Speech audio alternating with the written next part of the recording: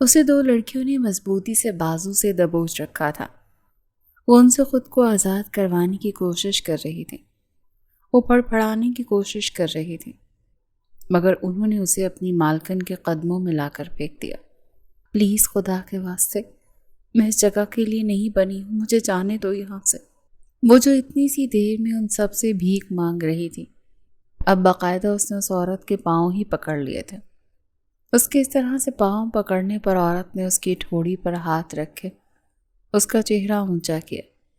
بلا شبہ وہ اس کوٹھے میں موجود ہر لڑکی سے زیادہ حسین تھی۔ کوئی بھی شوق سے اس جگہ نہیں آتا شہزادی، جن کا برا مقدر ہو وہ انہیں یہاں کھینچ ہی لاتا ہے۔ وہ عورت اب پان کھاتے ہوئے کچھ غرور سے کہہ رہی تھی۔ نہیں، میں ایسی نہیں، میں ایک عزت دار گھرانے سے ہوں، مجھے تو بس کسی کا حسد یہاں پر پھینک چکا ہے، مگر میں آپ کے پاؤں پڑتی ہوں، خدا کے واسطے، آپ بھی تو کسی کی ماں ہوں گی، اگر آپ کی بیٹی کے ساتھ یہ سب ہوتا تو مجھے پلیز اس جہنم سے نکال دے، میں ساری زندگی آپ کی احسان مند رہوں گی۔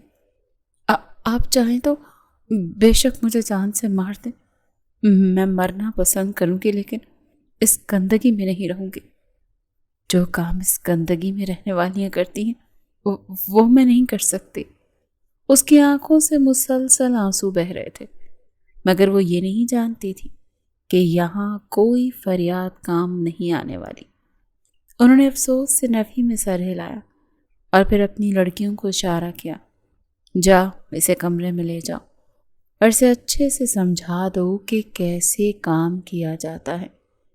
اور کوٹھی کی مالکن کے الفاظ سنتے اس لڑکی کو لگا جیسے کوئی اس کا وجود جلتے ہوئے انگاروں پر چھوڑنے کی بات کر رہا ہو۔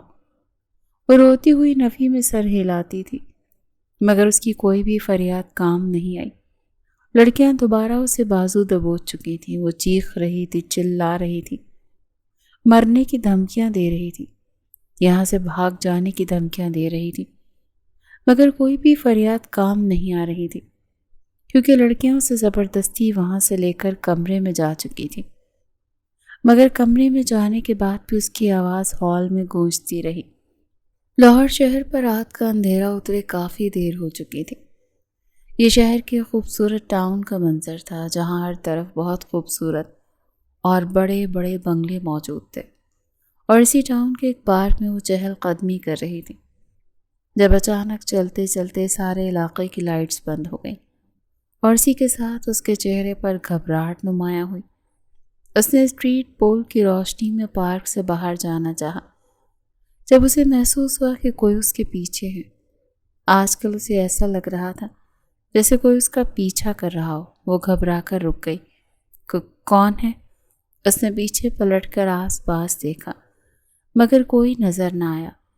وہ دوبارہ پلٹی اور پارک سے باہر نکل آئی، مگر پھر وہی آہٹ، سرسراہٹ جو اس کا سانس روکنے کو کافی تھی۔ اب وہ بنا رکے تیز قدموں سے گھر کی جانب بھاگی تھی۔ لائٹ ہنوز بند تھی، مگر پیچھے سے آتی قدموں کی چاپ تیز ہوئی تو اب وہ بنا رکے بھاگنے لگی، جب اچانک بھاگتے ہوئے وہ کسی سے زور سے ٹکرائی، اور اس سے پہلے کہ وہ زمین پر گرتی، سامنے والے نے اسے مضبوطی سے کمر سے پکڑ کر سہارا دیا۔ کہاں دھیان ہے تمہارا؟ دیکھ کر نہیں چل سکتی؟ سامنے والے کی آواز پر اس کی آنکھوں میں آنسو آ گئے۔ ہاں، یہ آواز وہ اچھے سے پہچانتی تھی۔ وہ اسے سیدھا کھڑا کر رہا تھا۔ وہ سیدھی ہو کر کھڑی ہوئی تو گھبرا کر اسی کے سینے سے لگ گئی، جس پر وہ ساکت رہ گیا۔ وہاں کوئی ہے فارس؟ کوئی میرا پیچھا کر رہا تھا، مجھے بہت ڈر لگ رہا ہے۔ اس نے مضبوطی سے فارس سلطان کی شرٹ مٹھی میں دبوچ لی۔ وہ ہلکی ہلکی لرز رہی تھی۔ فارس نے گہری سانس لی اور اس کے گرم نرم حصار بنایا۔ ریلیکس، سب ٹھیک ہے، میں ہوں نا تمہارے پاس۔ فارس کی کانچ جیسی سبز آنکھیں اندھیرے میں بھی مسکرا رہی تھی۔ چلو اچھا ہے، کسی بہانے سے وہ اس کے قریب تو آئی۔ نہیں، وہاں کوئی تھا فارس اس سے پہلے وہ بات پوری کر دی، وہ تیزی سے اس کی ٹھوڑی تلے ہاتھ رکھے اس کا چہرہ اوپر کر چکا تھا۔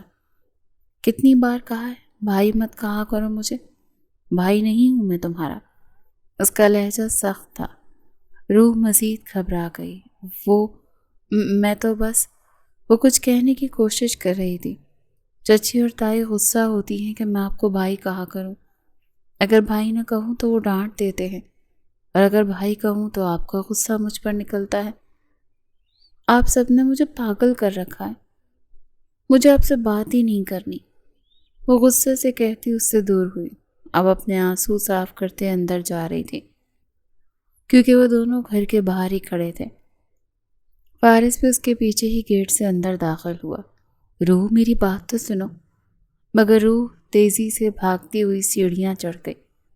وہ رکی نہیں تھی، جبکہ لاؤنج میں بیٹھے سب افراد نے اسے اوپر جاتے دیکھا تھا، اور پھر اسی کے پیچھے فارس کو بھی۔ عالیہ بیگم نے تو اپنا سر پکڑ لیا۔ ان کا بیٹا اس لڑکی کی جان کیوں نہیں چھوڑتا تھا؟ انہیں سمجھ نہیں آتی تھی کیسے یہ لڑکی ان کے بیٹے کو اشاروں پر نچا لیتی تھی۔ تو وہیں پر جہاں بیگم کو بھی شدید غصہ آیا تھا۔ مجھے اس لڑکی کے تیور ٹھیک نہیں لگ رہے بھابھی، جیسے اس کی ماں نے ہمارے معصوم سے دیور کو اپنے اشاروں پر نچایا تھا، اب یہ بھی وہی کچھ کر رہی ہے۔ اور آخر ہے تو اسی کی بیٹی، اور بیٹیاں ہمیشہ ماں پر جاتی ہیں۔ اپنے بیٹے کو سنبھال کر رکھیں، ورنہ بہت کچھ برا ہو سکتا ہے۔ ویسے میں تو سوچ رہی تھی جلد از جلد ہمیں ساشا اور فارس کی انگیجمنٹ کر دینی چاہیے، اور اس کے لیے بھی کوئی رشتہ دیکھیں اور اسے یہاں سے چلتا کریں۔ جہاں بیگم نے فوراً عالیہ بیگم کے کان بھرے تھے، جس پر عالیہ بیگم نے بھی اسبات میں سر ہلایا۔ ٹھیک کہہ رہی ہو تم، اب بہت جلدی مجھے کچھ نہ کچھ کرنا ہی ہوگا، ورنہ ایسے تو سب کچھ ہاتھ سے سرک جائے گا، اور میں اپنے بیٹے کو اس عورت کی اولاد کے قریب ہرگز نہیں دیکھ سکتی۔ وہ شدید غصے میں کہہ رہی تھی، جبکہ ساشا کو بھی دل بھر کر غصہ آیا تھا۔ بس ہو گیا اس میڈم کا ڈرامہ شروع۔ مگر تم کچھ بھی کر لو فارس، صرف اور صرف میرا ہے وہ اب سیڑھیوں کو دیکھتے ہوئے شدید غصے سے کہہ رہی تھی، جبکہ اوپر اپنے کمرے میں بیٹھی روح اپنے آنسو روکنے کی کوشش کر رہی تھی۔ باقی گھر والے جیسے مرضی اس سے غصے سے بات کر لیتے، وہ کسی نہ کسی طرح ان کا سخت رویہ لہجہ برداشت کر لیا کرتی تھی۔ مگر جیسے ہی فارس اس سے غصے سے بات کرتا تھا تو اسے بے حد تکلیف ہوتی تھی۔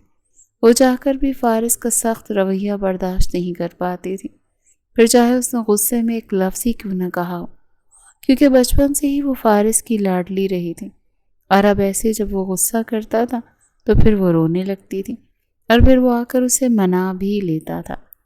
یہ تو اب معمول بن چکا تھا۔ 2 منٹ بعد ہی وہ بھی اس کے کمرے میں داخل ہوتا، اس کے پاس ہی صوفے پر آ کر بیٹھ گیا۔ روحی، کیا ہو گیا ہے؟ رو کیوں رہی ہو؟ اس سے کہا برداشت ہوتا تھا کہ وہ روئے۔ دنیا میں واحد وہ لڑکی تھی جو اس کے دل پر راج کرتی تھی۔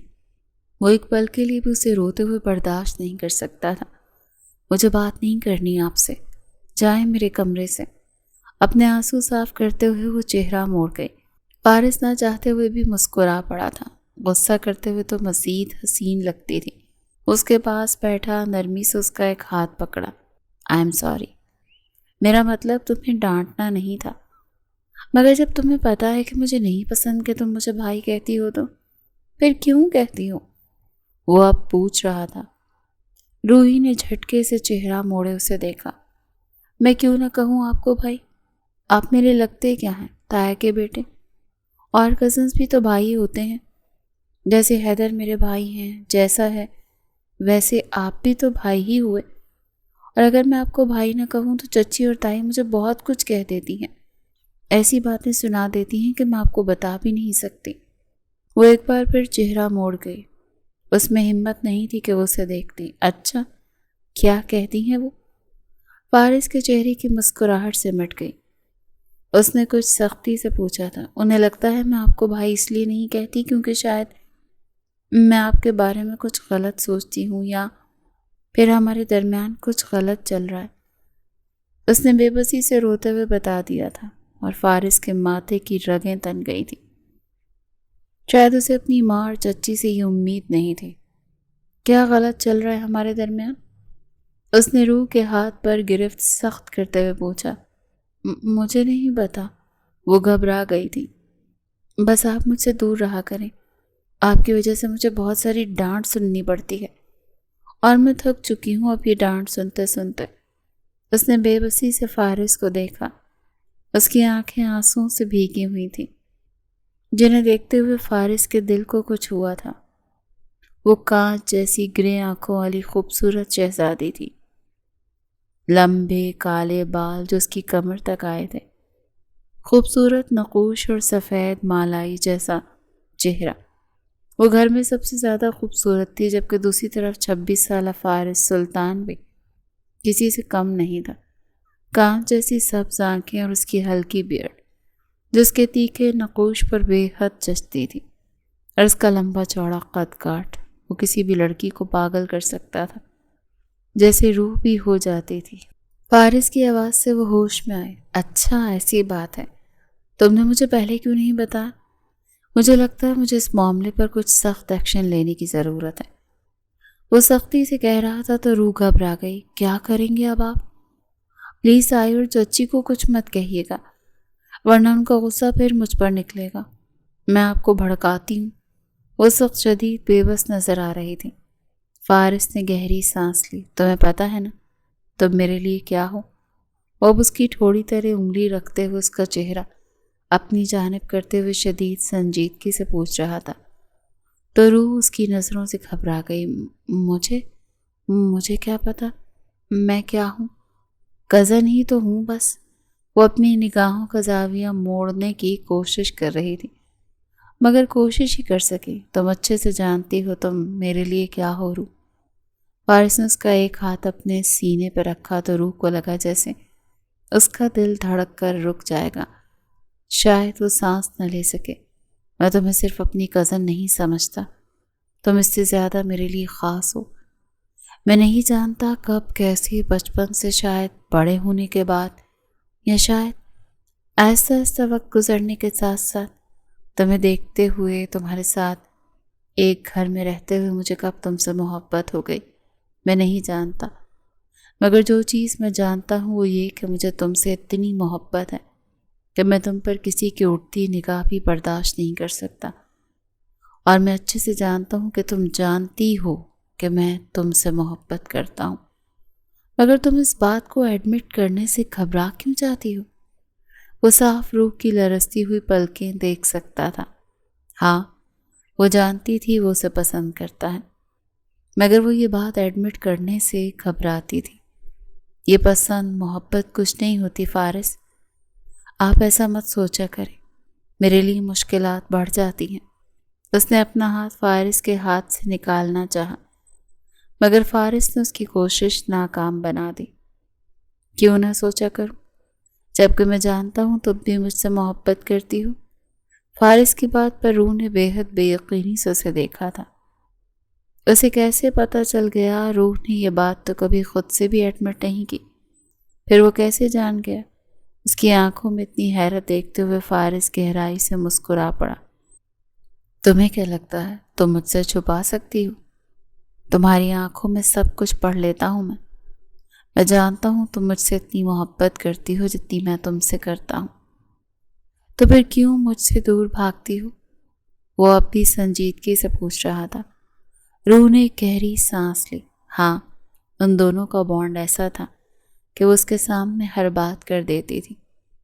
کبھی کبھی گھبراہٹ ہو جاتی تھی، مگر اب وہ جان ہی گیا تھا تو چھپانے کا کوئی فائدہ نہیں تھا۔ تو کیا جھنڈے گاڑو کہ مجھے آپ سے محبت ہو گئی؟ اگر گھر میں سے کسی کو پتہ چل گیا نا کہ میں آپ کو پسند کرتی ہوں تو خدا کی قسم جان لے لیں گے میری۔ اور پسند کرنے سے کیا ہوتا ہے؟ جس محبت کی کوئی منزل ہی نہیں، اسے دل میں دفنا دینا چاہیے۔ میں جانتی ہوں کہ میری حد کیا ہے، محبت ہونے کے بعد بھی ہیں تو ہم نامحرم ہی۔ بے شک وہ تلخ حقیقت بتا رہی تھی، مگر وہ ہر چیز سمجھتی تھی۔ اس محبت میں اسے کوئی غلطی کرنے کا اختیار نہیں تھا، نہ ہی وہ ایک بھی قدم غلط رکھنے کے بعد اپنے لیے کوئی مصیبت کو دعوت دینا چاہتے تھی۔ اور اگر آپ کو اتنی ہی مجھ سے محبت ہوتی تو کیا مجھے محرم بنانے کے بارے میں سوچتے نا؟ نہ چاہتے ہوئے بھی اس نے شکوہ کر ڈالا تھا۔ کہ فارس نے بےحد حیرت سے اسے دیکھا تھا۔ شاید اسے روح سے اس بات کی توقع نہیں تھی۔ تمہیں لگتا ہے کہ میں تمہیں محرم بنانے کے بارے میں نہیں سوچتا؟ وہ حیرانگی سے پوچھ رہا تھا۔ اس کے لہجے میں بے حد حیرت اور بے یقینی تھی۔ مجھے کیا پتا، آپ نے کبھی بتایا نہیں، اور محبت صرف اظہار کرنے کے لیے نہیں ہوتی۔ اگر آپ کسی سے محبت کرتے ہیں تو ثابت کریں، اور جو مرد محبت کرتا ہے وہ اپنی پسندیدہ عورت کو اپنے نکاح میں لینے کے لیے دیر نہیں کرتا۔ وہ اب سنجیدگی سے کہہ رہی تھی تو فارس نے گہری سانس لی۔ میں صرف تمہاری وجہ سے خاموش ہوں۔ روح نے چونک کر اسے دیکھا۔ میری وجہ سے؟ وہ حیران ہوئی تھی۔ ہاں، کیونکہ میں نہیں چاہتا کہ اگر میں تم سے شادی کی بات کروں تو تم پریشان ہو جاؤ۔ تم یہ مت کہو کہ تم ابھی پڑھنا چاہتی ہو یا پھر تمہاری ابھی شادی کی عمر نہیں۔ تم محض 20 سال کی ہو، اور مجھے لگا تھا کہ شاید تم پہلے اپنی پڑھائی پوری کرنا چاہو، اس کے بعد میں شادی کی بات کروں گا۔ لیکن اگر تم چاہتی ہو کہ میں تمہیں محرم بناؤں اور تمہیں اس بے نام رشتے سے انسیکیورٹی ہو رہی ہے تو ٹھیک ہے، میں صبح ہی پاپا سے بات کرتا ہوں اور بہت جلدی شادی کر لوں گا۔ اب بتاؤ، ٹھیک ہے؟ روح نے بے حد بے یقینی سے اسے دیکھا۔ کیا واقعی وہ شادی کی بات کر رہا تھا؟ یہ پہلی بار تھا کہ وہ ایک دوسرے کے سامنے محبت کا اظہار کر رہے تھے۔ ہاں، روح اس کی لاڈلی تھی، کیونکہ وہ اس سے محبت کرتا تھا اور اس کی آنکھوں میں آنسو برداشت نہیں کر سکتا تھا۔ ویسے تو وہ روح سے 6 سال بڑا تھا، مگر پھر بھی اس کی محبت میں کوئی فرق نہیں آتا تھا۔ ویسے بھی عمر کا فرق فارس کے لیے کوئی معنی نہیں رکھتا تھا۔ اس کے چاچو کی بیٹی تھی اور وہ اس سے بہت محبت کرتا تھا۔ جب بات کریں گے نا تب آ کر بتائیے گا۔ روح نے مزید ناراضگی سے منہ پھلایا، جیسے اسے یقین تھا کہ فارس بات نہیں کرے گا۔ تو فارس مسکرا دیا تھا۔ تو تمہیں لگتا ہے کہ میں بات نہیں کر سکتا؟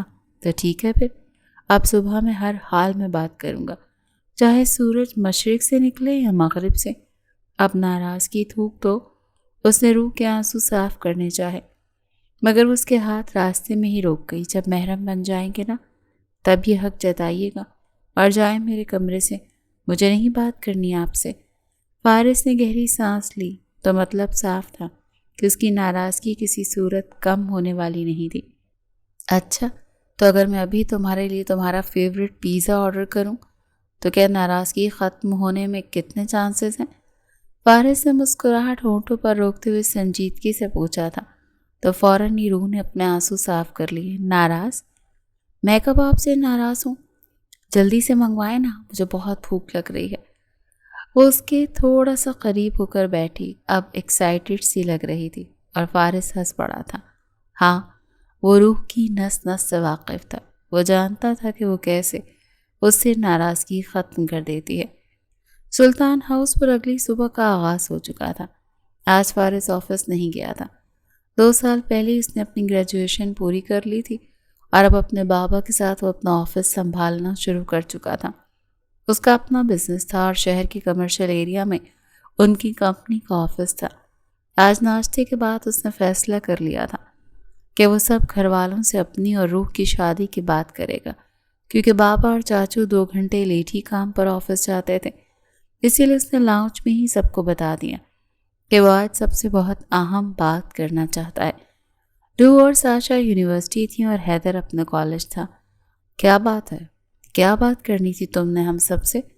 شمس سلطان نے اپنے بیٹے کو دیکھتے ہوئے سنجیدگی سے پوچھا۔ بابا، میں شادی کرنا چاہتا ہوں، اس نے بنا کسی لگی لپٹی کے سب کے سامنے یہ بات کہہ دی، جبکہ سفیر سلطان اور جہاں آرا بیگم کچھ پریشان ہوئے تھے، اور عالیہ بیگم کے چہرے پر بھی پھیکی سی مسکراہٹ ابھری۔ ارے واہ، یہ تو بہت اچھی بات ہے۔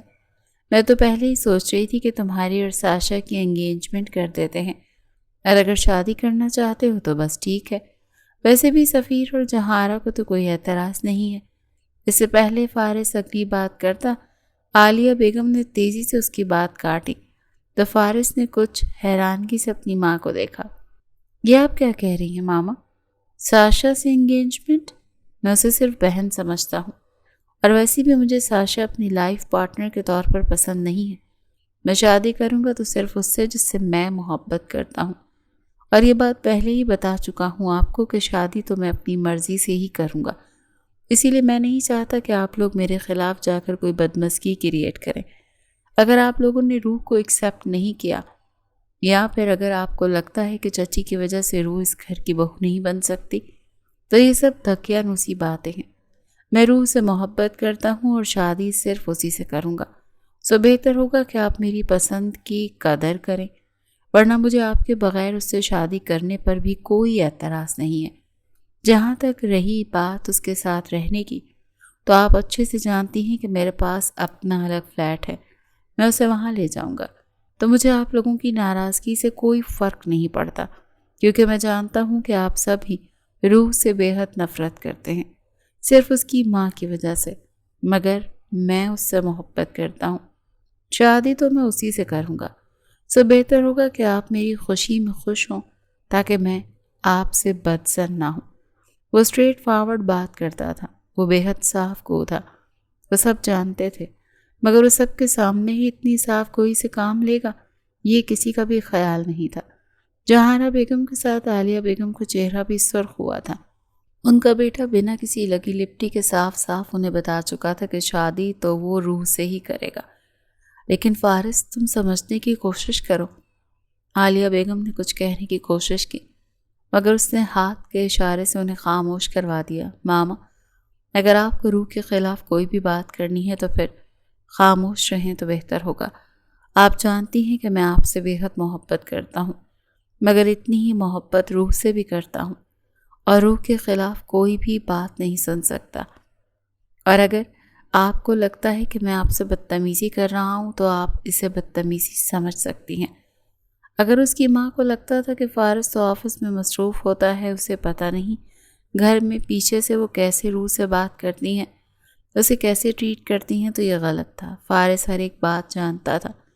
اس سے پہلے کہ عالیہ بیگم کچھ کہتی، شمس صاحب نے انہیں خاموش کروا دیا۔ تم کیوں اس کی مرضی کے خلاف جا رہی ہو؟ اور اگر وہ روح سے شادی کرنا چاہتا ہے تو اس میں کوئی حرج نہیں، میں آج ہی عمیر سے بات کرتا ہوں۔ ویسے بھی روح سے شادی کرنے میں برائی کوئی نہیں ہے، اپنے گھر کی بچی ہے، جیسے ساشا ہے، مجھے تو روح بھی ویسی ہی عزیز ہے، تو میری طرف سے تو ہاں ہے۔ باپ کی بات پر فارس کے لبوں کو مسکراہٹ نے چھوا تھا۔ وہ جانتا تھا کہ اس کا باپ یہ بات کیوں کر رہا ہے۔ ہاں، ہر انسان کو اپنا مطلب عزیز ہوتا ہے، اور اگر اس کا باپ اسی مطلب میں اس کی اور روح کی شادی کروانا چاہتا تھا تو اسے کوئی اعتراض نہیں تھا۔ کم سے کم اس کی شادی تو ہوگی۔ ٹھیک ہے بابا، میں چاہتا ہوں کہ آپ آج رات کو ہی چاچو سے بات کریں۔ میں جلد سے جلد شادی کرنا چاہتا ہوں، اور یہ میرا اٹل فیصلہ ہے۔ اتنا کہتے ہوئے وہ وہاں رکا نہیں تھا اور اپنے کمرے میں جا چکا تھا۔ ان کے جانے کے بعد شمس اور سفیر سلطان بھی آفس جانے کے لیے نکل گئے، مگر جہانہ بیگم اور عالیہ بیگم کا مانو غصے کے مارے برا حال تھا۔ مجھے تو پہلے ہی پتا تھا یہ لڑکی میرے بیٹے پر اپنا جادو چلا دے گی۔ میں کیا کروں جہانہ؟ دیکھا اس نے کیا کیا؟ وہ شدید غصے سے کہہ رہی تھی، ہاں بھابھی، میں دیکھ رہی ہوں، اور میں کسی کو بھی اتنی اجازت نہیں دوں گی کہ وہ میری بیٹی کے حق پر ڈاکہ ڈالے۔ لیکن ہمیں پہلے فارس کا اعتماد جیتنا ہوگا، اس کے بعد ہی ہم اس روح کو اس کی زندگی سے نکال سکتے ہیں۔ اب وہ روح کے خلاف سازش کرنے کا سوچ رہی تھی، اور وہ معصوم ان سب سے بے خبر یونیورسٹی میں مصروف تھی۔ رات کا اندھیرا لاہور شہر کو اپنی لپیٹ میں لے چکا تھا۔ سب لوگ لاؤنج میں بیٹھے تھے اور آج روح بھی یہاں موجود تھی، اور وہ حیران تھی۔ کافی دنوں بعد اس کے باپ نے گھر آنے کی زحمت کی تھی۔ اب تو مہینوں مہینوں وہ باپ کی شکل دیکھنے کو ترس جاتی تھی، کیونکہ جو کچھ ماضی میں ہوا یا جو کچھ اس کی ماں نے اس کے باپ کے ساتھ کیا، اس کے بعد تو ہر گناہ کی سزا روح کو ہی ملتی تھی۔ اس کا باپ اسے بالکل بھی محبت نہیں کرتا تھا، بہت کم مخاطب ہوتا تھا، اور زیادہ اپنے اپارٹمنٹ میں اکیلا رہتا تھا۔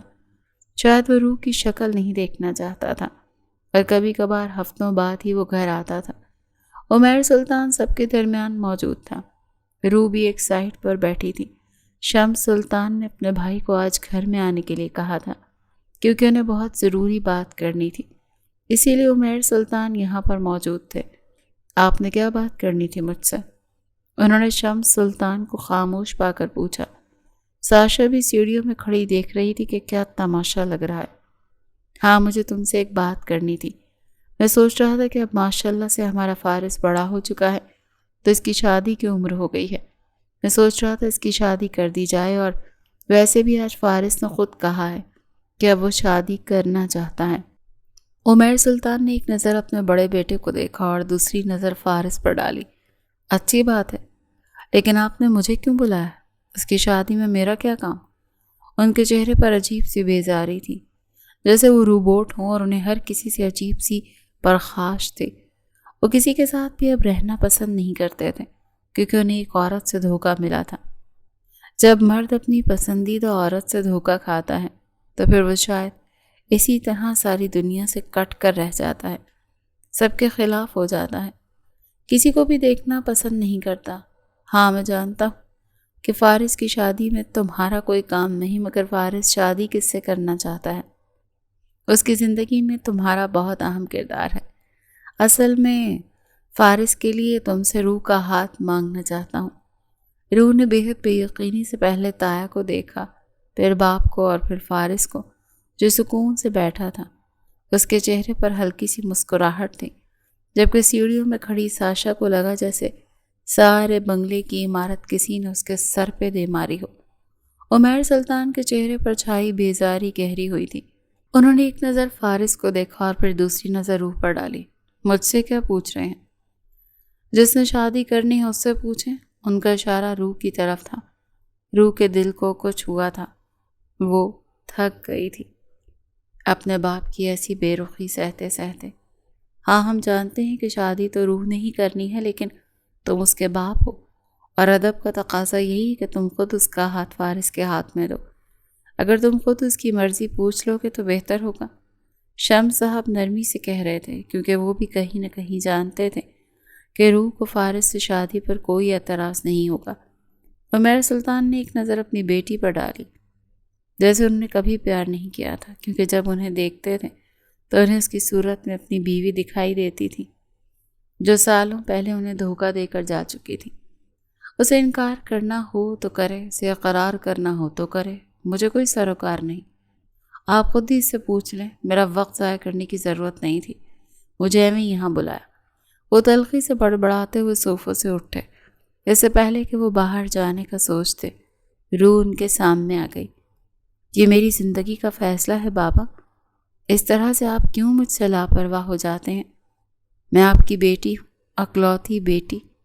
زندگی کے 20 سال آپ کی محبت کے لیے ترسی ہوں، اور اگر آج تایا میری شادی کروانا چاہتے ہیں تو کیا آپ صرف چند لمحوں کے لیے میرے بابا ہونے کا فرض بھی ادا نہیں کر سکتے؟ کیا اتنا بھی حق نہیں ہے میرا؟ اس کی آنکھوں میں آنسو آ گئے تھے۔ عمیر سلطان نے ایک بے بس سی نگاہ اس پر ڈالی، 2 قدم چلتے اس کے قریب آئے۔ باپ کا فرض تو تب میں ادا کروں گا جب مجھے یقین ہوگا کہ تم میری ہی بیٹی ہو۔ کیا پتہ تمہاری ماں نے اپنے کسی عاشق کے ساتھ مل کر مجھے دھوکہ دیا ہو۔ الفاظ پگھلے ہوئے شیشے کی طرح اس کے کانوں میں اترے تھے۔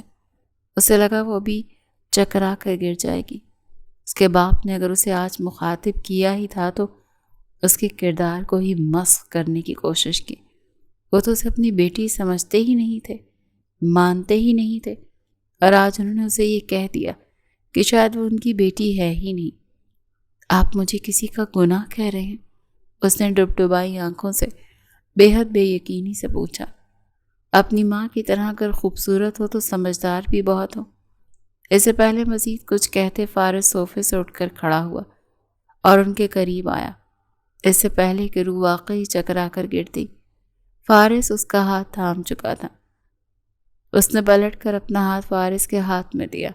چاچو، آپ اس کے باپ ہیں، اسی لیے میں آپ کی بے حد عزت کرتا ہوں۔ اس کا مطلب یہ نہیں کہ آپ اس کے لیے ایسے الفاظ استعمال کریں۔ آپ کو شادی میں نہیں آنا تو مت آئیے گا۔ آپ کو یہ نہیں جاننا کہ آپ کی بیٹی کی شادی کہاں ہو رہی ہے، اس سے اس شادی میں انٹرسٹ ہے یا نہیں، تو ہمیں بھی آپ کی شادی میں آنے یا نہ آنے سے کوئی فرق نہیں پڑے گا۔ روح شادی کرے گی مجھ سے۔ آپ اس کی خوشی کے لیے آئیں گے تو ہمیں اچھا لگے گا، ورنہ آپ کی کمی یہاں کسی کو محسوس نہیں ہوگی، اتنا آپ یقین کر لیں۔ اسے کہاں برداشت ہوتا تھا کہ کوئی روح کو تکلیف پہنچائے، پھر وہ روح کا باپ ہی کیوں نہ ہو۔ عمیر سلطان نے ایک نظر اپنے اس بھتیجے پر ڈالی، پھر ان کے لبوں کو ایک تلخ مسکراہٹ نے چھوا۔ تمہیں پتہ ہے، جب مجھے کسی دور میں اس کی ماں سے محبت ہوئی تھی تو میں بھی تمہاری طرح بہت گرم اور غسیل ہوا کرتا تھا، بات بات پر غصہ آتا تھا، مگر جب یہی محبت انسان کو دھوکہ دیتی ہے نا، اس کی اوقات بتاتی ہے، تو پھر سارا غصہ، ساری محبت ایسے پل میں ہوا ہوتی ہے۔ وہ چٹکی بجاتے ہوئے کہہ رہے تھے۔ شمس سلطان نے دیکھا کہ ماحول خاصا گرم ہو چکا ہے تو اٹھ کر کھڑے ہوئے۔ عمیر تمہیں کیا ہو گیا ہے؟ تمہاری بیٹی ہے وہ، جو بھی تھا ماضی میں تھا، اب اسے بھول جاؤ، اور 25 سالوں سے ہمارے ساتھ رہ رہی ہے، ہم جانتے ہیں اس کا کردار کیسا ہے، بہت اچھی تربیت کی ہے تمہاری بھابھیوں نے اس کی، اب چھوڑو غصہ اور تمہیں بس شادی میں آنا ہے۔ میں نہیں چاہتا کہ تمہاری وجہ سے روح پریشان ہو، تمہاری ایک ہی بیٹی ہے اور یہ دن بار بار نہیں آتا، سارا غصہ بھول جاؤ، تمہیں جو بھی تکلیف، جو بھی گلہ شکوہ ہے اس کی ماں سے ہے، روح سے نہیں۔ اس معصوم کا اس میں کیا قصور؟ اور اب میں انکار نہیں سنوں گا، وہ سختی سے کہہ رہے تھے، مگر وہ فارس سے اپنا ہاتھ چھڑوا کر اوپر اپنے کمرے میں بھاگ گئی۔ عمیر سلطان نے بس بھائی کے حکم پر اس بات میں سر ہلایا، پھر وہ بھی گھر سے چلے گئے۔ فارس بس نفی میں سر ہلاتا رہ گیا اور ساشا بھی اپنے کمرے میں جا کر بند ہو گئی تھی۔ میں اتنی آسانی سے فارس کو تمہارا ہونے نہیں دوں گی روح، تم مجھ سے میری محبت نہیں چھین سکتی، وہ تلخی سے بڑبڑا رہی تھی۔ تو بات کرتے ہیں سلطان فیملی کی۔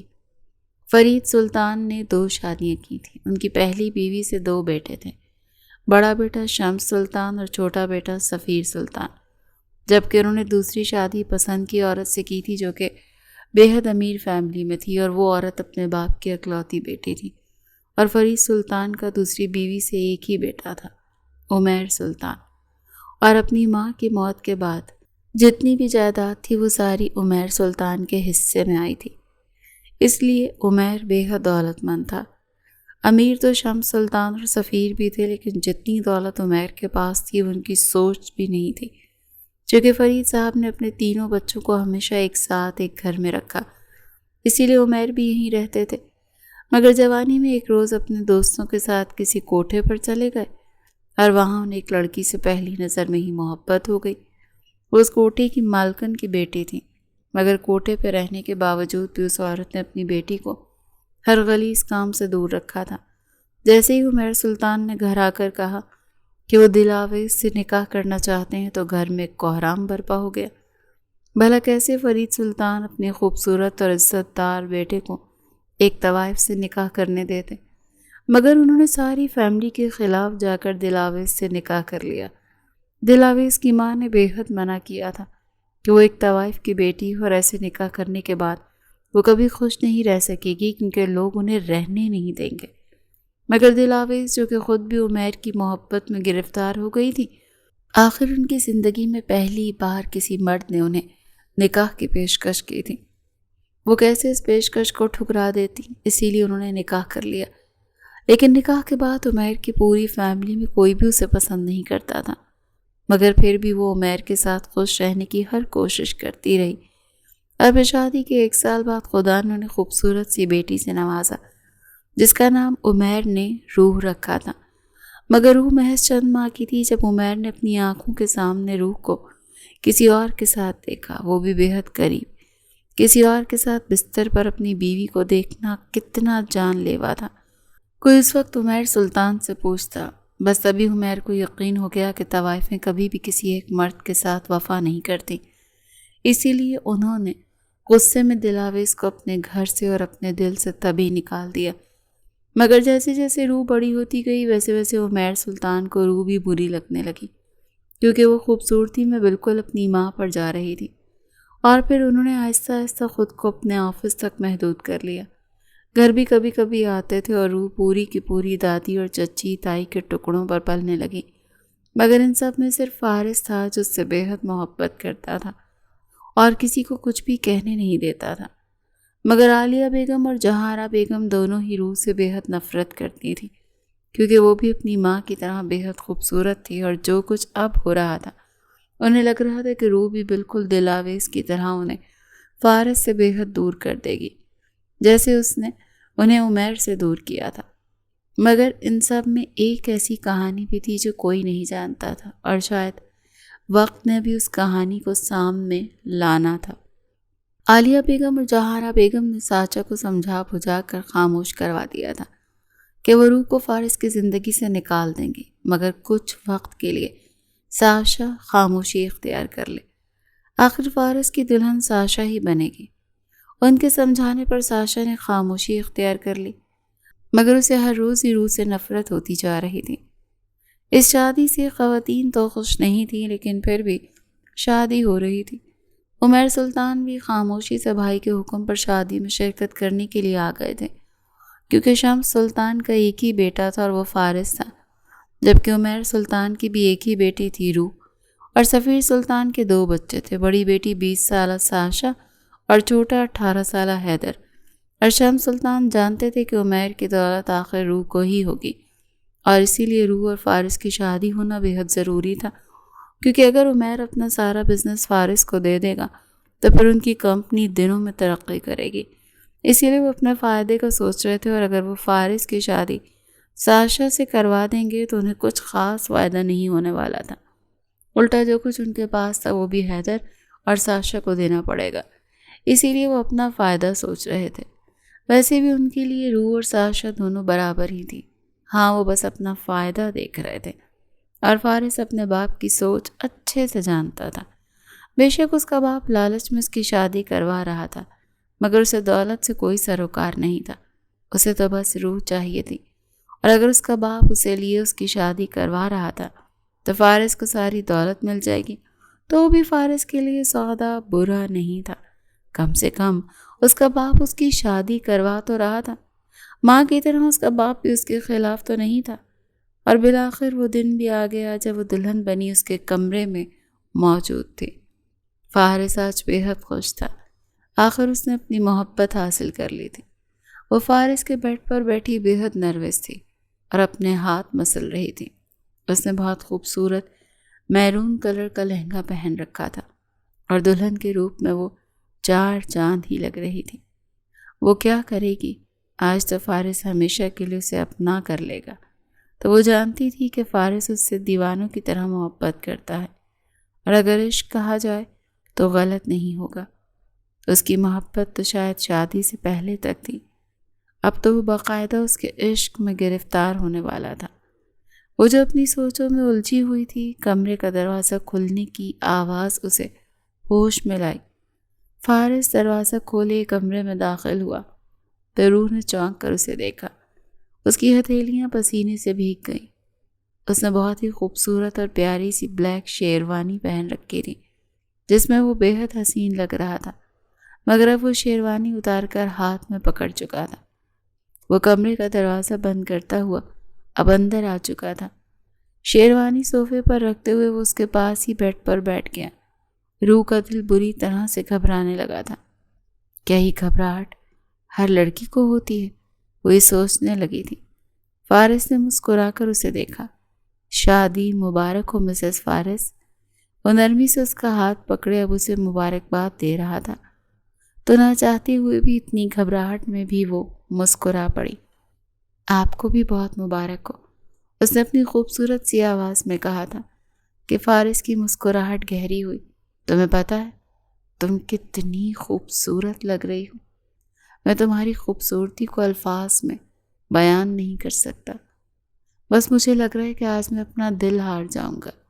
اس کی ہتھیلی کی پشت پر لب رکھتے ہوئے دلکش لہجے میں بولا تھا کہ روح سر سے پیر تک بلش کر پڑی تھی۔ فارس اس کے تھوڑا مزید قریب ہوا اور سائڈ ٹیبل کا دراز کھول کر وہاں سے کچھ ڈھونڈ رہا تھا۔ پھر اس نے ایک باکس نکالا اور اسے کھولا تو اس میں خوبصورت ڈائمنڈ کا بریسلٹ اور ڈائمنڈ کی رنگ تھی۔ اس نے وہ رنگ روح کی انگلی میں پہنائی۔ یہ ہماری انگیجمنٹ رنگ، کیونکہ ہماری انگیجمنٹ کی باقاعدہ کوئی رسم ہی نہیں ہوئی تھی، اس لیے میں نہیں چاہتا تھا کہ میری بیوی کی یہ خواہش رہے کہ اس کی انگیجمنٹ رنگ نہیں ملی۔ اس کی اتنی پرواہ پر روح مسکرا پڑی تھی۔ پھر فارس نے وہ بریسلیٹ اس کی کلائی میں پہنا دیا۔ روح، میں تم سے بے حد محبت کرتا ہوں۔ جب جب تمہیں کوئی بھی کچھ بھی کہتا ہے نا، جب سے تمہیں تکلیف ہو تو میرا دل جلتا ہے۔ اگر تمہارے بابا بھی تمہیں کچھ کہہ دیں تو بہت غصہ آتا ہے مجھے۔ اگر میرے چاچو نہ ہوتے نا تو شاید ان سے بھی جھگڑ پڑتا۔ وہ اس کا گال سہلاتے ہوئے کہہ رہا تھا تو روح نے آگے ہوتے اس کے سینے پہ سر رکھ دیا۔ میں جانتی ہوں فارس، آپ مجھ سے بے حد محبت کرتے ہیں۔ جس طرح آپ نے مجھے اتنی عزت دی، اتنی محبت دنیا میں شاید کسی نے کسی کو نہیں دی ہوگی۔ میں بے حد خوش اور مطمئن ہوں کہ میں آپ کی بیوی ہوں، آپ کی محبت ہوں۔ شکریہ مجھے اپنی محرم بنانے کے لیے۔ محبت کی تکمیل تبھی ہوتی ہے جب نکاح ہو جائے۔ نکاح سے پہلے میں آپ پر کوئی حق نہیں جتا سکتی تھی، مگر اب مجھے لگ رہا ہے جیسے میں کسی گہرے سکون میں آ چکی ہوں۔ وہ کہہ رہی تھی اور فارس کی مسکراہٹ گہری ہو رہی تھی۔ فارس نے اس کی ٹھوڑی تلے ہاتھ رکھے اس کا چہرہ اوپر کیا۔ میں تم سے وعدہ کرتا ہوں ساری زندگی تم پر اسی طرح سے بھروسہ کرتا رہوں گا، تم پر اسی طرح اپنی محبت نچھاور کرتا رہوں گا، کیونکہ تم میری سانسوں کی ڈور۔ وہ نرمی سے اس کا ایک ہاتھ پکڑے، دوسرے ہاتھ سے اسے کمر سے پکڑے اپنے مزید قریب کرتا ہوا اس کے لبوں پر جھکا تھا۔ وہ اتنی حسین لگ رہی تھی کہ فارس اب مزید خود پر کنٹرول نہیں رکھ پایا۔ اس کے لبوں کو اپنی دسترس میں لیتے وہ قطرہ قطرہ ان کی نمی کو اپنے وجود میں اتارنے لگا۔ روح نے خود کو سہارا دینے کے لیے فارس کی قمیض مٹھی میں دبوچی تھی۔ وہ کتنی ہی دیر اپنی تشنگی مٹاتا رہا۔ پھر جب روح کو سانس لینے میں بے حد تکلیف ہونے لگی، اس کا سانس حلق میں اٹکا، تو فارس نے اس کی حالت پر رحم کھاتے ہوئے اس کے لب آزاد کیے۔ وہ اسی کے سینے میں چھپتی لمبے لمبے سانس لینے لگی تھی اور فارس اس کی کمر سہلا رہا تھا۔ میں چاہتا ہوں کہ آج ہم دونوں ہمیشہ کے لیے ایک ہو جائیں۔ کیا تمہاری اجازت ہے؟ ہاں، وہ اس کی اجازت کے بنا اس کے مزید قریب نہیں جانا چاہتا تھا۔ روح نے پلکیں جھکا دی تھی۔ کیا وہ اسے انکار کر سکتی تھی؟ ہاں، وہ جانتا تھا کہ وہ اسے انکار نہیں کر سکتی۔ وہ بس اس کے سینے پر سر رکھ گئی تھی، جو اس بات کا اظہار تھا کہ ہاں، اس کے ساتھ اپنا رشتہ آگے بڑھانے کے لیے تیار ہے۔ دنیا میں فارس وہ واحد شخص تھا جس پر وہ ہمیشہ بھروسہ کر سکتی تھی۔ فارس دھیرے سے اسے بیڈ پر لٹاتا ہوا اب جیسے روح کے ہر روپ کو دیکھ رہا تھا۔ پھر آہستہ آہستہ وہ اس کی جولری کو اس کے وجود سے دور کرنے لگا۔ جیسے جیسے ایک ایک زیور اس کے وجود سے اتر رہا تھا، ویسے ویسے گھبراہٹ ہو رہی تھی، مگر فارس اس پر ایسے سایہ فگن ہوا جیسے کہ اسے محفوظ رکھنے کی کوشش کی۔ اس پر جھکتا گیا اور روح سے روک نہ سکی۔ وہ روکنا بھی نہیں چاہتی تھی، وہ تو خود اس کی محبت میں کھو رہی تھی، وہ اس کی محبت میں پاگل ہو رہی تھی۔ فارس نے اسے بے حد نرمی سے چھوا تھا، اسے اس بات کا احساس دلایا تھا کہ وہ بے حد چاہے جانے کے اور عزت کے قابل ہے۔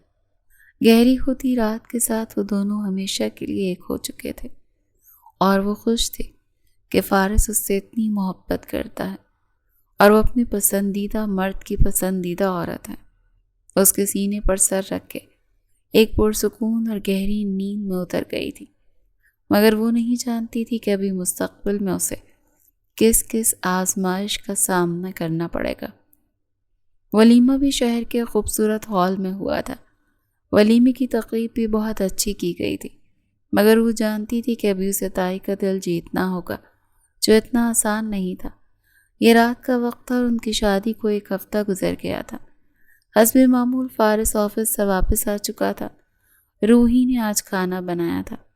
شادی کے بعد آج پہلے دن اس نے کچن میں کام کیا تھا، ورنہ فارس کہاں اسے کوئی کام کرنے دیتا تھا۔ وہ بھی فریش ہوتا ڈائننگ ٹیبل پر آ کر بیٹھا تو سب نے کھانا شروع کیا۔ روح بھی اس کے پہلو میں بیٹھی مسکرا کر اس کی پلیٹ میں کھانا نکال رہی تھی۔ سامنے بیٹھی ساشا نے نفرت سے روح کو دیکھا تھا۔ سرخ رنگ کی خوبصورت فراک میں وہ جتنی حسین لگ رہی تھی، ساشا کو اس سے اتنی ہی نفرت ہو رہی تھی۔ اس سے پہلے فارس یا وہ کھانا شروع کرتے، تائی کی آواز پر سب نے انہیں دیکھا، جو شاید لان میں واک کر کے واپس آئی تھی۔ یہ دیکھو فارس، کیا ہے ذرا؟ روح کے لیے کوئی لیٹر آیا ہے۔ روح نے چونک کر پہلے تائی کو دیکھا، پھر فارس کو، جو اسی خاموشی سے وہ اینولپ پکڑ چکا تھا۔ اس نے روح کو سوالیہ نگاہوں سے دیکھا جو کاندھے اچکا گئی۔ وہ نہیں جانتی تھی کہ اس اینولپ میں کیا ہے۔ فارس نے اینولپ کھولا اور اس میں موجود سامان نکالا، پھر ٹیبل پر تصاویر کا انبار لگ گیا۔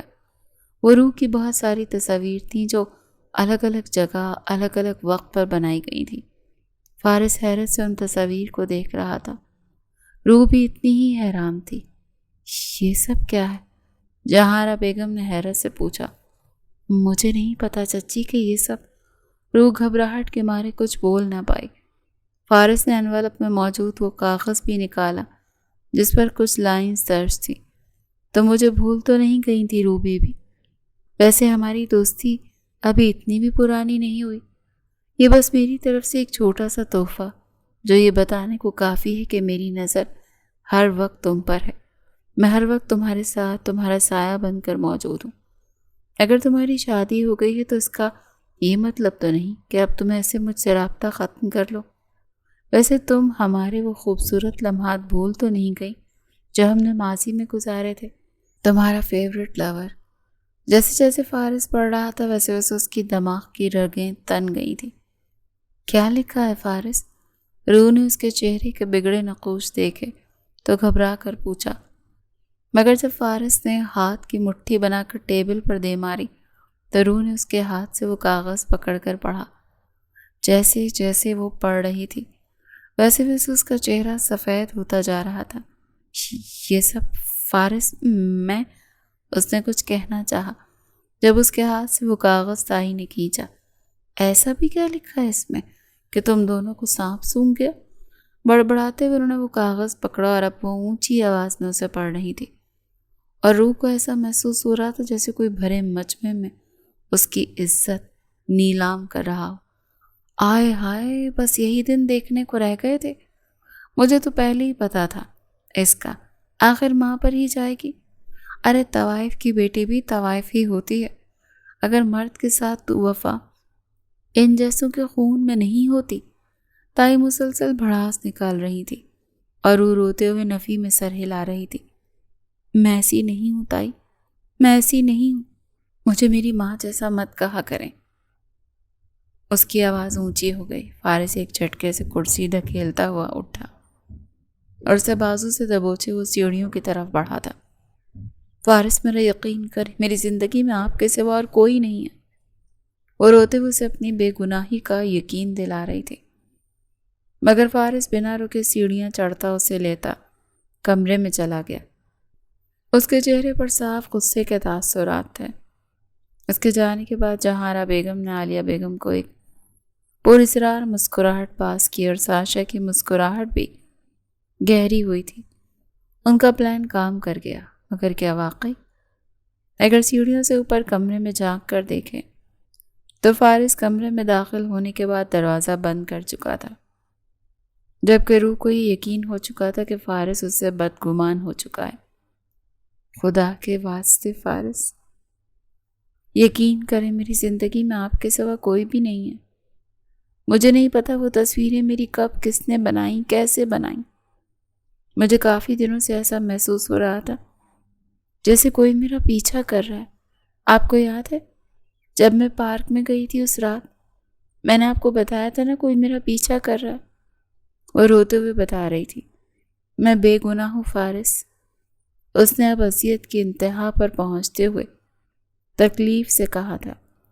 جب وہ اگلے ہی لمحے اسے کھینچ کر اپنے قریب کرتا، اس کے لبوں کو لبوں میں لیتا، اس کی سانسیں بری طرح اپنے حلق میں اتارنے لگا تھا کہ روح کی سانس حلق میں اٹکنے لگی تھی۔ اسے دونوں بازوں سے جکڑے جیسے اپنا سارا غصہ اس کے نازک لبوں پر اتار رہا تھا۔ جب اسے محسوس ہوا کہ روح کا سانس بہت بری طرح سے بگڑا تھا تو اس پر رحم کھاتے ہوئے اس کے لبوں کو آزاد کرتا، اب اپنے لبوں سے اس کے آنسو چن رہا تھا جو بہت بری طرح سے کانپ رہی تھی۔ وہ اب اسے اپنے سینے میں بھینچے اس کا ماتھا چوم رہا تھا۔ تم نے سوچ بھی کیسے لیا کہ میں تم پر شک کر سکتا ہوں؟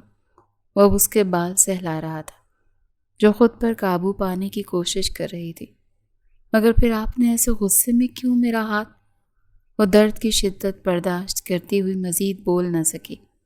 بس ایسے ہی مجھے لگا شاید گھر والے چاہتے ہیں کہ میں تم پر شک کروں، تو میں نے ان کے سامنے ایسا کیا۔ مگر تم نے کیوں رو کر ان آنکھوں پر اتنا ظلم کیا؟ آئندہ کبھی مت رونا، ورنہ میں اس سے بھی زیادہ برا پیش آؤں گا۔ جب تک اس کی محبت تھی تو وہ اسے تکلیف دینے والوں کے ساتھ برا تھا، لیکن اب اگر وہ اسے ایسے رو کر خود پر ظلم کرے گی تو پھر وہ اس کے لیے بھی برا بن جائے گا، کیونکہ اب وہ اس کی محبت نہیں رہی، اب وہ اس کا ایسا عشق بن چکی تھی جو اس کی رگوں میں دوڑتا تھا۔ جان نکال دی تھی آپ نے میری۔ مجھے لگا کہ آپ مجھ سے خفا ہو گئے ہیں۔ اتنی محنت سے میں نے آپ کے لیے کھانا بنایا تھا، آپ نے وہ بھی نہیں کھایا، اور اب کسی حد تک پرسکون ہو رہے ہیں تو غصے سے اس کے حصار سے نکل کر بیڈ پر جا کر بیٹھی، غصے سے کہہ رہی تھی۔ فارس نے بالوں میں ہاتھ پھیرا، اس کے قریب آیا۔ روحی، جب وہ اس سے ناراض ہو جاتی تھی تو پھر وہ روح سے روحی ہو جاتی تھی۔ وہ اسے پیار سے پھر روحی کہا کرتا تھا۔ مجھ سے بات مت کریں، وہ غصے سے کہتی رخ موڑ گئی۔ اچھا، میں ملازمہ کے ہاتھ کھانا منگواتا ہوں، ہم دونوں یہاں بیٹھ کر کھانا کھائیں گے، صرف تم اور میں۔ آخری بات وہ بے باکی سے اس کے کان میں کہتے ہوئے اس کی گردن پر لب رکھتے ہوئے پیچھے ہٹا، اور اب وہ کمرے سے باہر جا رہا تھا۔ اس کے جانے کے بعد روح نے اپنے آنسو صاف کیے اور شکر کا سانس لیا کہ فارس نے اس پر شک نہیں کیا۔ اگر فارس اس پر شک کرتا تو شاید وہ جیتے جی مر جاتی، جبکہ نیچے جاتے ہوئے وہ سوچ چکا تھا، پتہ لگائے گا کہ آخر کس نے وہ انویلپ اس کے گھر بھیجا ہے۔ جبکہ عالیہ بیگم اور جہارہ بیگم نے اسے سیڑھیاں اترتے دیکھا، وہ اس کے چہرے پر ابھی بھی غصے کے تاثرات تھے، یا پھر شاید وہ جان بوجھ کر غصے کے تاثرات چہرے پر سجا چکا تھا۔ تم ٹھیک ہو بیٹا؟ عالیہ بیگم نے نہایت ہی ہمدردی سے پوچھا۔ کھانا کمرے میں بھجوا دیں، بھوک سے برا حال ہو رہا ہے میرا ماما۔ وہ غصے سے حکم سناتا ہوا آدھی سیڑھیوں سے ہی واپس چلا گیا، جبکہ جہارہ بیگم نے عالیہ بیگم کو داد دی۔ بہت اچھا پلان تھا آپ کا بھابھی، اب دیکھیے گا ایسے ہی ہم اسے آہستہ آہستہ فارس کے دل سے اتار ہی دیں گے۔ ایک پلان انسان بناتا ہے اور ایک پلان خدا بناتا ہے، اور بے شک خدا کا منصوبہ انسان کے منصوبوں سے بہترین ہوتا ہے۔ وہ نہیں جانتی تھی کہ ان کے اوپر بھی ایک ذات بیٹھی ہے جو ان کے منصوبوں کو نیست و نابود کرنے والی ہے۔ سلطان ہاؤس پر اگلی صبح کا آغاز ہو چکا تھا۔ وہ سیڑھیاں اترتی ہوئی نیچے آئی، اس کے چہرے پر مسکراہٹ تھی، اور اس وقت اس نے بلیک کلر کی فراک پہن رکھی تھی، اور اب وہ کچن میں کھڑی فارس کے لیے کافی بنا رہی تھی۔ اس کے ہونٹوں کی مسکراہٹ کچن میں داخل ہوتی عالیہ بیگم نے دیکھی تو وہ جی بھر کر بدمزہ ہوئی تھی۔ کیا بات ہے، بہت مسکرایا جا رہا ہے، شاید تم بھول گئی ہو کل رات کیا ہوا تھا۔ تائی کی آواز پر روح نے پلٹ کر انہیں دیکھا۔ مجھے اچھے سے یاد ہے کہ کل رات کیا ہوا تھا تائی۔ آپ نے میرے اور میرے شوہر کے درمیان پھوٹ ڈلوانے کی کوشش کی، مگر شاید آپ بھول چکی ہیں، وہ عمیر سلطان نہیں، فارس سلطان ہے، اور میں دلاویز نہیں، میں روح ہوں، فارس کی روح، اس کی محبت، اس کا عشق جو اس کی رگوں میں خون کی طرح دوڑتا ہے۔ آپ چاہ کر بھی مجھے اور فارس کو الگ نہیں کر سکتی، جیسے آپ لوگوں نے مل کر میری ماں کو میرے باپ کے دل سے اتارا تھا، ویسے آپ مجھے فارس کے دل سے نہیں اتار سکتی۔ آپ کو کیا لگتا ہے میں نہیں جانتی کہ میری ماں کیسی تھی، یا پھر آپ لوگوں نے ان کے ساتھ کیا کیا؟ صرف آپ لوگوں کی وجہ سے میں اپنی ماں سے محروم ہو گئی، آپ لوگوں کی وجہ سے میں اپنے باپ کی محبت سے محروم ہو گئی۔ میں نہیں جانتی میری ماں اس وقت کہاں ہوگی، انہیں تو میری زندگی سے نکال دیا تھا، مگر باپ وہ ہوتے ہوئے بھی مجھے اپنی بیٹی نہیں مانتا، اور یہ سب کچھ آپ نے اور چچی نے مل کر کیا، سب جانتی ہوں میں۔ کل رات کمرے میں پانی کا جگ نہیں تھا، میں پانی لینے کے لیے جب کچن میں آئی تو میں نے آپ کی اور چچی کی ساری باتیں سن لی تھی۔ سوچیں، اگر میں نے یہ سب سچ فارس کو بتا دیا تو پھر آپ تو ان کی نظروں میں بہت نیچے گر جائیں گی۔ اسی لیے بہتر ہوگا میرے اور میرے شوہر کے درمیان میں مت آئے، کیونکہ وہ مجھ پر کبھی بھی شک نہیں کریں گے۔ عالیہ بیگم نے بے حد بے یقینی سے اسے دیکھا۔ یہ وہ روح نہیں تھی جسے وہ جانتی تھی۔ پہلی بار روح نے ان سے اس طرح سے بات کی تھی۔ اس کے تو تیور ہی بدل چکے تھے۔ اب وہ کافی کا کپ پکڑتے ہوئے کچن سے جا چکی تھی۔ تمہاری اتنی ہمت کہ تم مجھ سے زبان چلاؤ؟ تمہیں تو میں چھوڑوں گی نہیں۔ وہ غصے سے بڑبڑاتی رہ گئی تھی۔ چند دن ایسے ہی سکون سے گزر گئے تھے۔ اس کے بعد کچھ بھی برا نہیں ہوا۔ وہ کمرے میں داخل ہوئی تو اس نے دیکھا فارس اپنے کچھ کپڑے نکال رہا تھا۔ آپ کہیں جا رہے ہیں؟ اس نے کچھ پریشانی سے پوچھا تھا۔ ہاں، ایک اہم پروجیکٹ کے لیے مجھے 2 دنوں کے لیے US جانا ہے۔ میں جانا نہیں چاہتا، لیکن جانا بہت ضروری ہے۔ تم بھی چلو میرے ساتھ۔ روح نے نفی میں سر ہلایا۔ میں وہاں جا کر کیا کروں گی؟ آپ تو ویسے بھی اپنی بزنس میٹنگز میں مصروف ہو جاتے ہیں۔ یاد نہیں، لاسٹ ویک آپ کے ساتھ میں اسلام آباد گئی تھی۔ وہاں آپ نے مجھے کتنا ٹائم دیا تھا؟ 24 گھنٹوں میں سے 2 گھنٹے میرے ساتھ تھے، اور باقی کے 6 گھنٹے آپ نے سو کر گزار دیے۔ وہ خفگی سے کہہ رہی تھی تو فارس آسودہ سا مسکرا دیا۔ سوری، تمہیں پتہ تو ہے کبھی کبھی کام کا پریشر بہت زیادہ ہو جاتا ہے۔ تو روح مسکرا پڑی۔ کوئی بات نہیں، آپ چلے جائیں، مگر 2 دن کا مطلب صرف 2 دن ہے۔ تیسرے دن کی کوئی گنجائش نہیں ہے۔ سمجھ گئے نا؟ فارس نے مسکرا کر اس کے ماتھے پر لب رکھے تھے۔ آئی پرومس، 2 دن کا مطلب صرف 48 گھنٹے ہے، اور اگلے 48 گھنٹے کے بعد اسی وقت میں تمہیں یہیں کمرے میں ملوں گا۔ وہ سرگوشی کرتے ہوئے اب اس کے دونوں گال چومتے ہوئے پیچھے ہٹا تھا۔ چلیں پیچھے ہوں، میں آپ کا سامان پیک کر دیتی ہوں۔ وہ اپنا دوپٹہ گلے میں ڈالتی ہوئی اب بیگ کی طرف بڑھی۔ اس کے کپڑے رکھ رہی تھی، اور پھر 1 گھنٹے کے بعد ہی فارس چلا گیا، مگر وہ نہیں جانتا تھا کہ جب 2 دن بعد وہ واپس آئے گا تو اسے روح کہیں نہیں ملے گی۔ وہ کمرے میں داخل ہوا تو روح کہیں نہیں تھی۔ وہ اسے سارے گھر میں کہیں نہ ملی۔ اس نے ماما سے پوچھا تو انہوں نے لا علمی کا اظہار کیا۔ کل وہ جلدی میں گھر سے نکلی تھی، اس کے بعد ابھی تک نہیں آئی۔ ہمیں نہیں پتا کہاں گئی ہے۔ ماں کی بات سنتے فارس نے بے حد بے یقینی سے انہیں دیکھا۔ کیا مطلب کہیں گئی ہے؟ آپ جانتی ہیں اس کا اس گھر کے علاوہ اس دنیا میں کوئی ہے ہی نہیں، تو وہ کہاں جائے گی؟ مگر عالیہ بیگم نے صاف کہہ دیا، میں نے پہلے ہی کہا تھا اپنی ماں جیسی ہے۔ ایسی عورتیں صرف ایک مرد کے ساتھ رہنے کو ترجیح نہیں دیتی۔ اس کی ماں نے بھی یہی کیا تھا، اور وہ بھی یہی کرے گی۔ فارس کو اپنی ماں کی باتیں سن کر اب غصہ آ رہا تھا۔ خدا کے واسطے ماما، میری بیوی کے بارے میں ایسے الفاظ استعمال مت کیا کریں۔ آپ نے ہی اسے ضرور گھر سے نکالا ہوگا۔ میں اسے ڈھونڈ لوں گا، اور اگر اس پر ایک خراش بھی آئی تو بتا رہا ہوں آپ سے کبھی بات نہیں کروں گا۔ وہ شدید سختی سے کہتے گھر سے باہر نکل گیا تھا۔ روح کی تمام کلاس فیلو سے پوچھا، چاچو سے پوچھا، مگر ہر کوئی انجان تھا۔ اس نے گارڈ سے پوچھا، مگر گارڈ نے گھبراتے ہوئے نفی میں سر ہلایا۔ فارس سمجھ گیا تھا کہ اس کی سوچ کے عین مطابق ضرور اس کی ماں ہی نے کچھ کیا ہے۔ اگر تم نے مجھے سچ نہیں بتایا کہ روح کہاں گئی ہے تو خدا کی قسم کھا کر کہتا ہوں اگلے 1 منٹ میں اپنی گن کی ساری گولیاں میں تمہارے سر میں اتار دوں گا۔ وہ اپنی گاڑی کے ڈیش بورڈ سے اپنی گن نکال کر گارڈ کے ماتھے پر رکھ چکا تھا، تو گارڈ نے گھبراتے ہوئے سب بتا دیا۔ سر وہ غصے میں بی بی جی نے انہیں گھر سے باہر نکال دیا۔ الفاظ پگھلے ہوئے شیشے کی طرح اس کے کانوں میں اتر رہے تھے۔ کس نے باہر نکالا؟ فارس نے اپنا غصہ ضبط کرتے ہوئے شدید بے بسی سے پوچھا۔ وہ چھوٹی بی بی صاحبہ نے۔ چچی؟ فارس کو لگا جیسے کوئی اس کے سر پر آسمان گرا رہا ہو۔ وہ غصے میں فوراً گھر میں داخل ہوا۔ چچی؟ چچی کہاں ہیں آپ؟ وہ تقریباً چلا رہا تھا کہ سب کے سب کمروں سے باہر نکل آئے۔ کیا ہوا فارس، اتنا غصے میں کیوں ہوں؟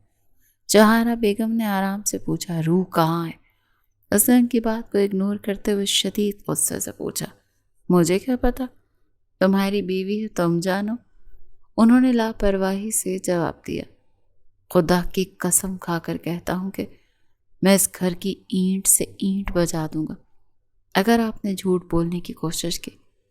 मैं जानता हूँ उसे आप ही ने घर से बाहर निकाला है। बताएं कहाँ है वो चिल्लाया। उसके लहजे में ऐसा गुस्सा था कि जहारा बेगम भी कांप के रह गई। मुझे नहीं पता, अभी वो कह ही रही थी जब उसने अपनी गन उसके माथे पर रख दी। शायद वो जिंदगी में तस्वुर भी नहीं कर सकती थी कि ये लड़का उनके माथे पर गन रख सकता है। मुझे रूह से ज़्यादा किसी से मोहब्बत नहीं है। मैं ये भूल जाऊंगा कि आप मुझसे बड़ी हैं। खुदा की कसम, अगर इश्क अंधा होता है तो मैं उसके इश्क में अंधा हूँ। मुझे बता दें रूह कहाँ है, वरना मैं ट्रिगर दबाने से भी परहेज नहीं करूँगा। उसको ऐसे जुनूनी होता देखते हुए जहारा बेगम का तो जैसे मानो काटो तो बदन में लहू नहीं बचा था। साशा आगे बढ़ी थी कि वह फारिस को अपनी माँ से दूर कर सके, मगर फारिस ने उसे हाथ के इशारे से रोक दिया। मैं सिर्फ 3 तक गिनूंगा। बताएं रूह को कहाँ भेजा है आपने? गार्ड के मुताबिक आपने उसे घर से बाहर निकाला।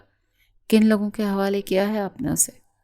वो ऐसी सख्ती से पूछ रहा था कि उसकी आंखें लहू छलका रही थी कि जहारा बेगम ने घबराते घबराते सच बता दिया। जैसे जैसे वो बोल रही थी वैसे वैसे फारिस को अपने कदमों तले से ज़मीन सरकती हुई महसूस हुई। उसके हाथों से गन छूटते हुए वहीं ज़मीन पर गिरी थी। अगर मेरी रूह को एक आँच भी आई तो खुदा की कसम खाकर कहता हूँ मैं आपको छोड़ूंगा नहीं। वो चीखते हुए जल्दी से उल्टे कदमों घर से बाहर भागा था। गाड़ी फुल स्पीड में छोड़े अब उसका रुख उस जगह था जहाँ पर रूह गई थी।